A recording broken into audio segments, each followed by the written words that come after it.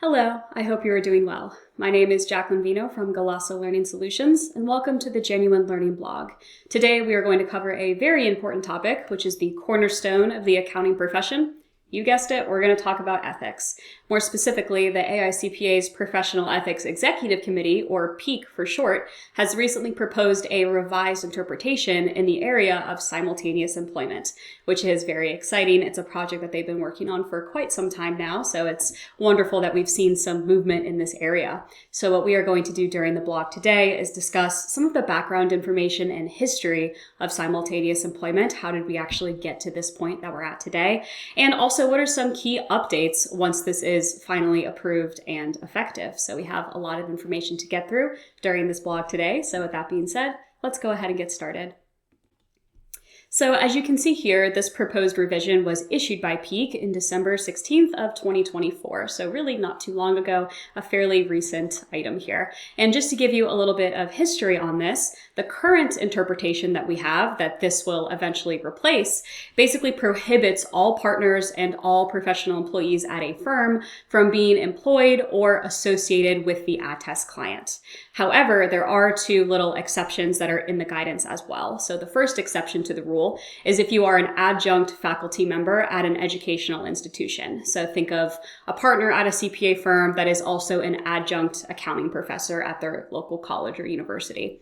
And then we have another exception for members of government audit organizations. So right now what we have is currently just that line in the sand saying that you are not able to be employed or associated with the attest client unless you fall into those two exceptions.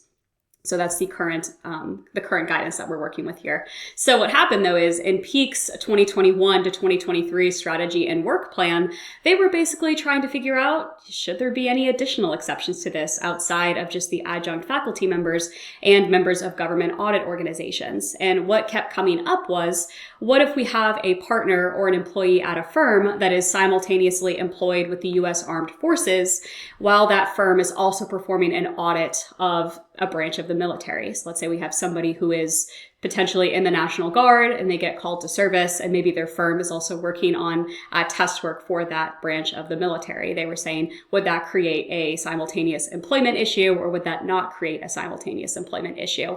And what we have as a result of that is the USERRA temporary enforcement that came out of that discussion. So since that is a temporary enforcement, we are basically going to have that until this more formalized proposed revision is eventually effective and adopted by everybody.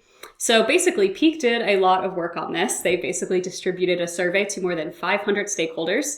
Of those 500 stakeholders, 77 people responded, and we're all pretty much in favor of PEEC going ahead and revising the old interpretation to have something a little bit more modern, because this area has not been changed in over 20 years. So very exciting that we have some movement in this area here.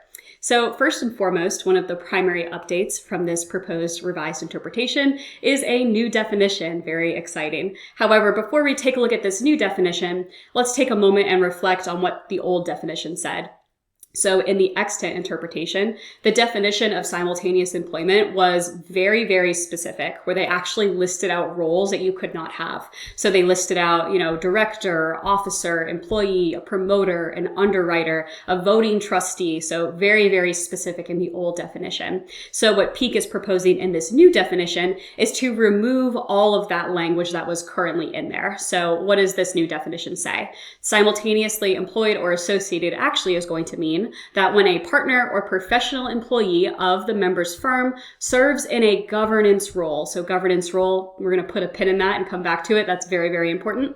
Or as an employee of an attest client during the period of professional engagement. This includes also contractors or volunteer positions as well. So as you can see here, the definition is a lot more broad in a lot of ways, right? We're not including specific titles like director or officer or, promoter. We're actually just talking about, who is actually charged with governance here. So if we are meeting the definition of being charged with governance, we're able to oversee the strategic direction of the organization. That is going to fall under this definition here, which I think is really interesting. So moving away from those specific titles, more focusing on, okay, what can you actually do at the attest client? And here is an update to the actual guidance that reflects this change. So as you can see here, they crossed out the lines that say the official title, like official or officers, directors, and instead they replaced that with a key position. So if you are in a key position and you are charged with governance, you're able to impact the organization and their strategic direction. So if you are in a key position at the attest client, it is going to create a management participation threat. And another thing that's really interesting about this proposed revised interpretation is that they are proposing two sides of the house here. First, we have the rules-based approach, and they're also trying to propose a more principles-based approach as well. So this revised interpretation is kind of a hybrid between the two here. So first, let's take a look at the rules-based approach, right? We still have those lines in the sand that we have to contend with. So first and foremost, the proposed interpretation is going to prohibit covered members from any simultaneous employment or association with the attest client, right? As you can see, very much rules-based here. In addition, no partner or professional employee at the firm can hold a key position at the attest client. So again, thinking about that revised definition that we just went over together for simultaneous employment, very much pointing out what is that key position.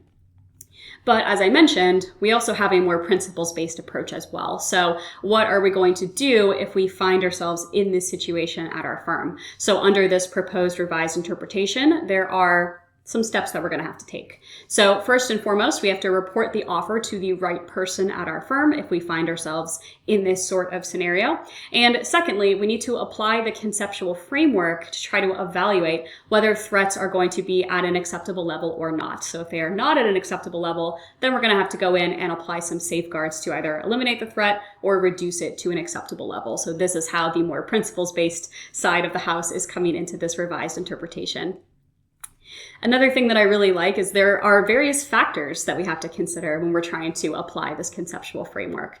We have to think about things like, what is the actual position that we have at our firm? Are we a partner at the firm? Are we staff? Maybe we're a manager. We want to think about exactly what our role is at the firm. And also, what is our role at the attest client? Are we somebody that's charged with governance? Are we holding a key position? Or are we just an employee of that client? So just trying to think about all of these things here. What is the level of assurance of the attest engagement? Is it reasonable assurance like an audit? Do we have limited assurance? Maybe we're doing some review procedures. We want to consider that as well. What is the size and structure of the attest client? So we want to have all of these considerations and factors that are going to come into play when we are applying the conceptual framework. So what do we need to do if there are some threats? Of course, we're going to have to apply some safeguards. And what do safeguards do? They either eliminate the threat or they reduce the threat to a more acceptable level. So sometimes we just need to apply one safeguard. Sometimes we have to apply many safeguards. And maybe if we are applying safeguards and we're still not able to reduce that threat to a more acceptable level, then in that case, independence is going to be impaired. So what are some examples of safeguards that we could apply to potentially reduce this threat? Maybe we have a reviewer who has not provided services to the attest client to be the one who is reviewing the attest work that is being performed, right? That would be an example here of a safeguard that could be applied. Now, another thing that's really interesting is what if there is an independent contractor that is involved in this whole mix here? So PEEC also has a whole separate section within the guidance on independent contractors and what to do in this proposed revised interpretation. It basically says that when an employee of an attest client is engaged as an independent contractor by the firm to provide professional services to the attest client, threats are not going to be on an acceptable level for us and independence is going to be impaired if any one of these little circumstances here that you see on your screen are met. So for example, the member of the attest engagement team is for that same attest client. So if they're on the actual attest engagement team and they're an independent contractor, right, that's going to be a breach to independence there. Maybe they're in a position to influence the attest engagement team. They're in a key position at the attest client, so maybe they're charged with governance, for instance, and they are associated with the same attest client in a role held by those charged with governance. So once again, have a whole separate section there on independent contractors, which I find to be very interesting. And in addition to that, we also have 3 exceptions to this proposed revised interpretation. So remember, in the old guidance, what we have, the current guidance that we are working off of, we have those 2 exceptions, right? We have the first one here, which is adjunct faculty at colleges and universities. So the same exception that we used to have, we still have in this revised interpretation. So what this is basically saying is that you can be a partner at a firm And that same firm can provide attest work to the institution so long as you are applying these safeguards here. And of course, all of these safeguards have to be met. So the partner, that is the adjunct faculty member, is not in a key position at the educational institution, right? So in this case, they're just a professor, an adjunct professor. They're just teaching a class or two, not in a key position at the college or university. They're also not working on that particular attest engagement team. So they're not working on that audit, for example. Somebody else is going to be working on that, and they cannot influence the attest engagement. So again, another exception that we have laid out in this guidance. And we also still have the exception that was in place for government audit organizations. So basically the member can perform an attest engagement for a government entity so long as the head of the government audit organization has sufficient oversight and meets at least one of the criteria that you see on your screen here. The first one, right, elected directly by voters, or they are appointed potentially by a legislative body, and that body has the power to remove them as well. And last but certainly not least, they are appointed by somebody else so long as the legislative body confirms the appointment and has oversight over that removal. So we still have those same two exceptions that we used to have.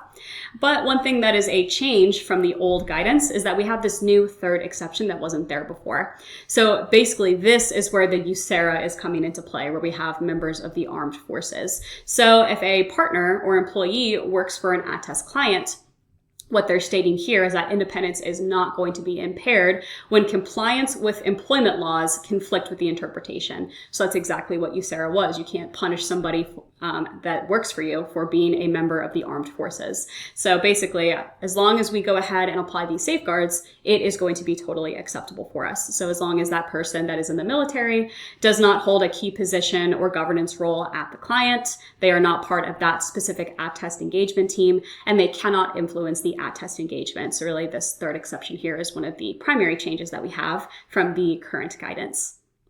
And I'm a visual person just naturally, so this visually lays it out for us here. So as you can see, we have the rules-based approach baked into this, and then we also have the more principles-based approach, right? So if you're a covered member, you are not able to serve in a governance role or as an employee. If you're a partner or professional employee, right now you're no longer allowed to have that key position, as opposed to listing out you cannot be an officer or you cannot be a director, right? So we're narrowing that down to just a key position, somebody that can influence that attest client.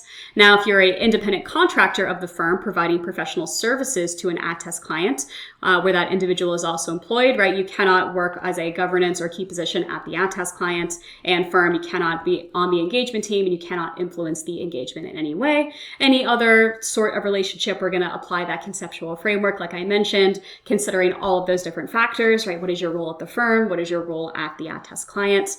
And then, of course, we have those three exceptions that we just talked about. So the adjunct faculty, the government audit organization, and then USERRA. So that means confirming with any employment laws. And we just have a link to access that visual as well. So when are comments due on this proposed revised interpretation? You have until March 16th of this year to get back and provide any feedback.